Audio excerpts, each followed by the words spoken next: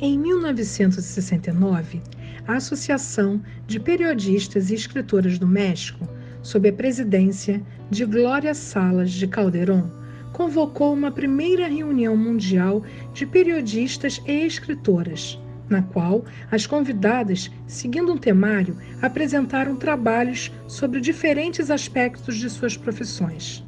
Compareceram representantes de 37 países dos 5 continentes, entre eles Estados Unidos, Inglaterra, União Soviética, França, Itália e de quase todas as repúblicas latino-americanas, inclusive o Brasil. Ao fim do encontro, estabelecidos os estatutos em plenário, por unanimidade, foi fundada a Associação Mundial de Mulheres Periodistas e Escritoras, AMPE. Cada delegada designada para representar seu país teve a incumbência de, ao regressar, fundar uma filial da AMPE. A Elê Veloso Fernandes, jornalista e escritora, começou a honrosa obrigação com referência ao Brasil, da qual era a única participante.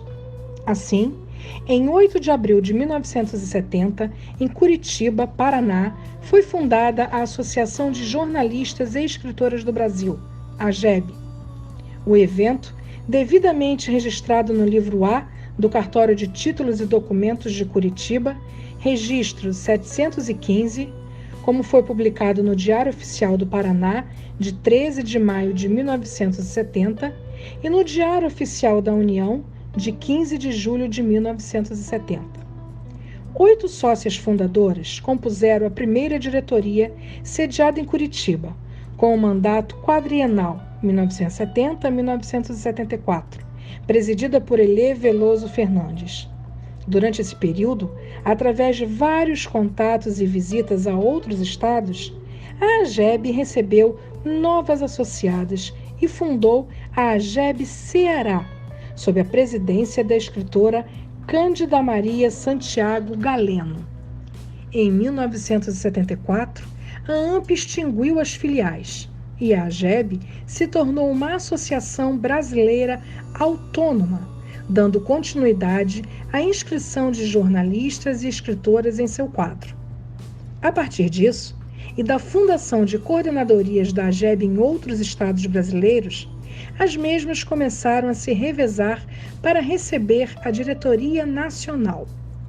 Em 2016, foi eleita para presidente nacional nossa atual presidente, Maria Odila Menezes de Souza, da AGEB do Rio Grande do Sul, radicando a associação no biênio de 2016-2017 na cidade de Porto Alegre, posteriormente sendo reeleita para o biênio 2018-2019.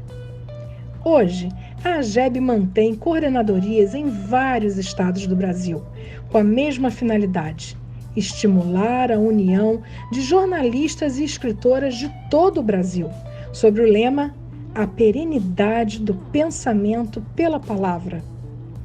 Por meio de suas coordenadorias, ela estimula a união das jornalistas e escritoras de todo o Brasil, fomentando a harmonia nacional e internacional, promovendo o intercâmbio de conhecimentos, ideias, experiências, amizade e respeito entre suas associadas e com associações congêneres, incentivando o aperfeiçoamento profissional através da participação em cursos, seminários e outros encontros culturais. A AGEB está prestes a fazer 50 anos e o momento é de grande desafio. Mas as mulheres são fortes e multifacetadas e já provaram que podem sempre se superar. Mas nem todas as escritoras de nosso país possuem com clareza a importância de seu trabalho e o quanto ele pode ir longe, mudando atitudes e pensamentos. Nossa responsabilidade é enorme. Enquanto na sociedade houver diferenças sociais entre homens e as mulheres, essas precisam se unir e provar seu valor, exigir respeito por isso. Não estamos falando das feministas radicais ou daquelas que são militantes desvairadas, mas da mulher em sua simples condição de fêmea, que pode realizar, produzir e ajudar a transformar tal qual o homem. Afinal, a história nos mostra que todas as vezes que os homens foram à guerra, foram as mulheres que tiveram que liderar suas famílias, assumindo profissões até então apenas masculinas, para continuar a produção e o desenvolvimento da nação. Todavia, não com os mesmos direitos. Por isso, a luta feminista é antiga e necessária. Contudo, infelizmente, essa situação ainda hoje não é muito clara, nem mesmo para algumas mulheres que se mantêm de forma confortável na posição em que as colocaram, sem questionar ou entender a importância da referida questão. Não estamos falando aqui apenas de diferenças salariais, mas educacionais, de participação na política, de violência de gênero e tantas outras. É necessário o desenvolvimento e a reeducação social sobre os direitos que as mulheres devem ter na sociedade. Isso porque, ao longo dos anos, as mulheres enfrentaram muitas restrições nas diversas sociedades predominantemente machistas e patriarcais. O combate ao sexismo e a todos os outros tipos de discriminações contra o gênero feminino deve ser o alvo de debates, sejam em escolas ou instituições, com foco na luta pela igualdade. É verdade que na sociedade atual começamos a nos acostumar a conhecer mulheres escritoras, pintoras, cientistas, médicas, políticas, advogadas, promotoras, juízas, ministras e até presidentes.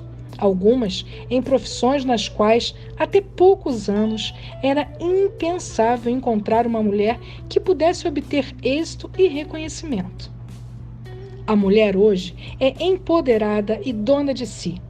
Uma mulher contemporânea, capaz de ser multifuncional, que conquista seu espaço, determina seu futuro, cria metas de conquistas profissionais, sem deixar de lado toda a ternura, toda a capacidade de ser mulher, de ter uma família, de amar e ser amada. Mas esse processo não foi fácil e continua em franca expansão e luta feminista para hoje estarmos aqui.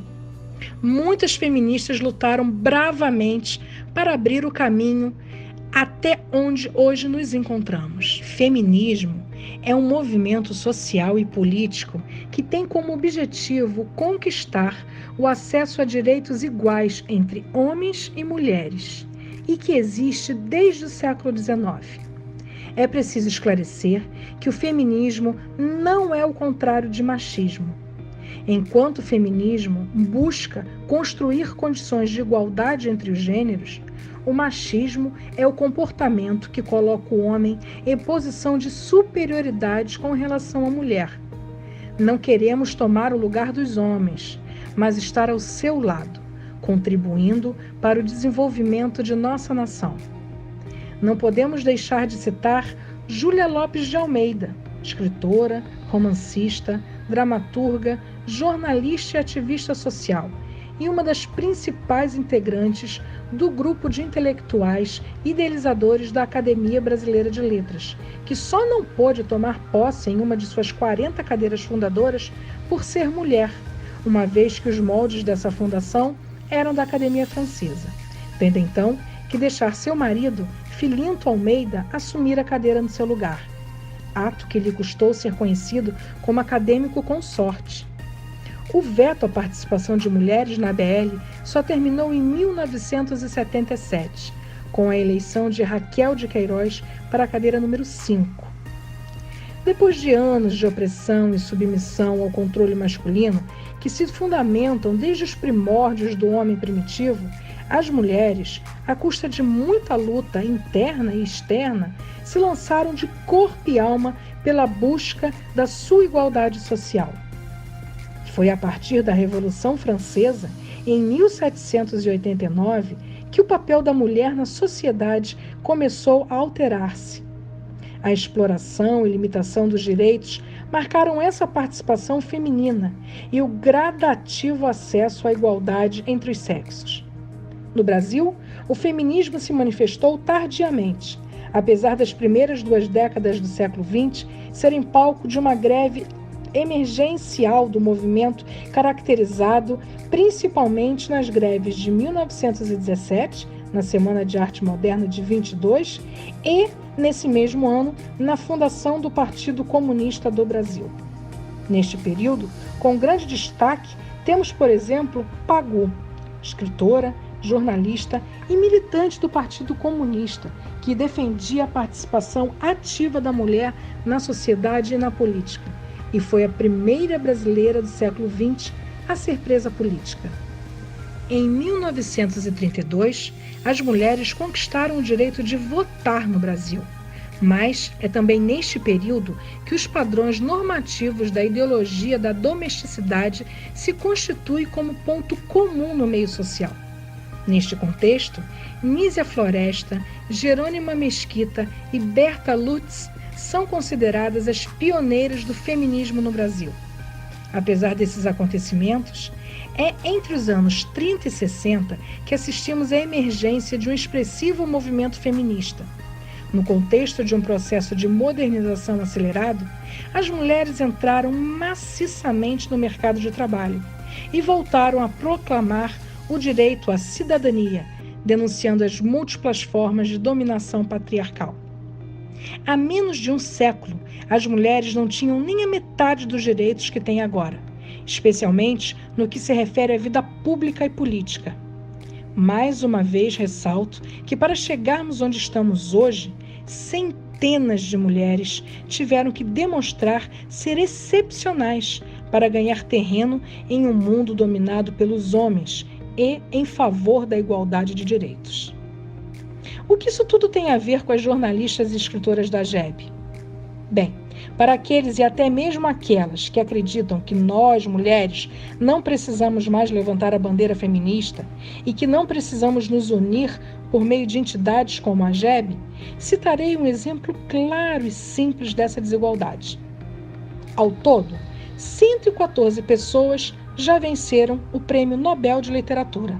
Porém, apenas 14 delas foram mulheres. O que acham disso? Que as mulheres escrevem pior que os homens? São menos capazes intelectualmente? Será? Acho que é chegada a hora de mudarmos isso, certo? Entidades organizadas precisam dar apoio e promover a literatura feminina, contribuindo desta forma para o aumento de visibilidade da mulher escritora. É aí que chegamos ao cerne da questão. Temos diversas entidades que lutam por essa causa. E, claro, a nossa GEB, Associação de Jornalistas e Escritoras do Brasil, criada em 8 de abril de 1970 e que está prestes a fazer 50 anos, possui foco nesse objetivo. Promover a literatura feminina é uma bandeira importante a ser levantada e juntas seremos muito mais fortes nessa tarefa. Por isso, vamos nos organizar. A GEB está trabalhando. O caminho é longo, mas, como dizia o cartaz da Segunda Guerra, das mulheres operárias, que se tornou um símbolo feminista, nós podemos fazer isso. Não podemos? É importante que se esclareça que a GEB não é uma associação feminista radical, mas é, sobretudo, uma associação feminina que cria possibilidades de união para as mulheres jornalistas e escritoras produzirem, deixando um legado pela palavra escrita.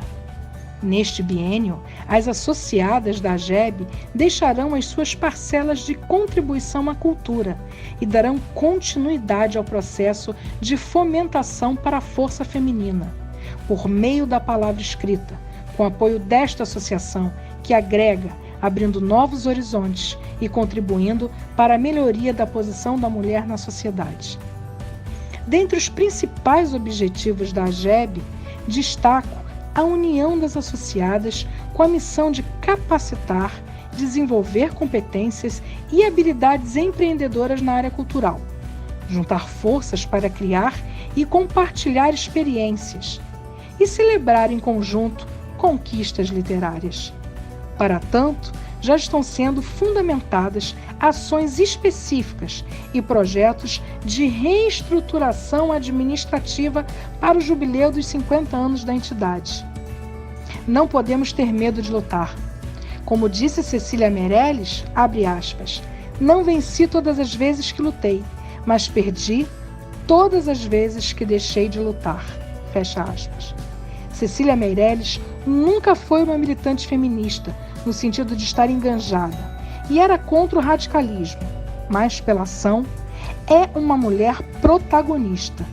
Se hoje fosse viva, certamente seria uma gebiana ativa. Falava como mulher, para a mulher, e ela nos deixou uma pista em um dos seus poemas. Abre aspas. A vida só é possível reinventada. Fecha aspas. Lindo isso, não é? Termino deixando um pensamento para vocês. A mulher conscientizada não se acomoda. Ela quer sempre mais para tornar-se plena. Boa sorte, mulheres escritoras. Boa sorte, mulheres jornalistas. E não se esqueçam, juntas seremos sempre mais fortes. De Andréia Valverde, Portugal, diretora de Gestão Cultural do Diretório Nacional da AGEB.